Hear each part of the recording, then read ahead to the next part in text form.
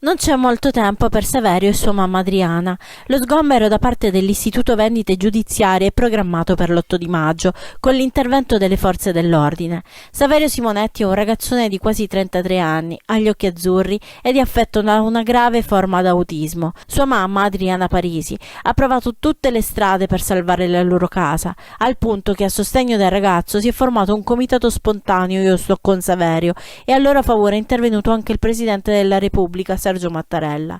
Ieri, dopo un breve sit-in davanti alla prefettura, Adriana, Saverio e la loro legale sono stati ricevuti dalla vicaria del prefetto Eufemia Tarzia, che ha confermato la sua solidarietà per la vicenda e ha detto che visionerà approfonditamente i fascicoli, mentre auspica di raggiungere una mediazione con gli acquirenti dell'immobile. Ma Adriana continua ad essere preoccupata.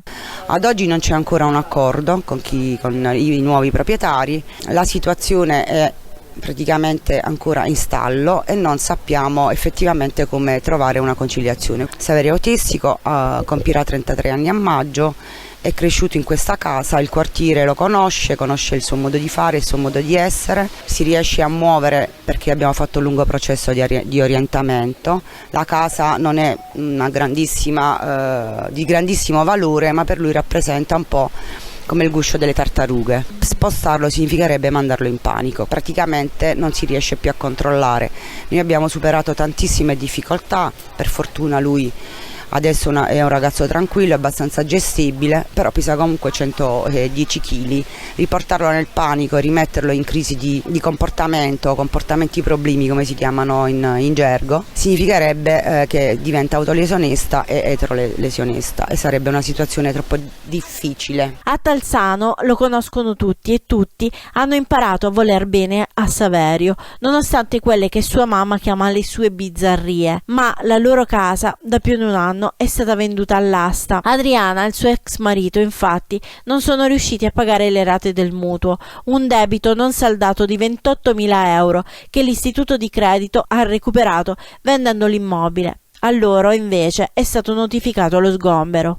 Un mondo civile si dovrebbe preoccupare di rispettare quella che è la sua diversità, al di là degli interessi. Ripeto, non stiamo parlando di interessi giganteschi. Il mio debito era di 28.000 euro, la casa è stata venduta a 21, avremmo comunque onorato il debito se chi di dovere, cioè i legali, avrebbero fatto il loro lavoro, ma a quanto pare nemmeno questo ci è stato concesso.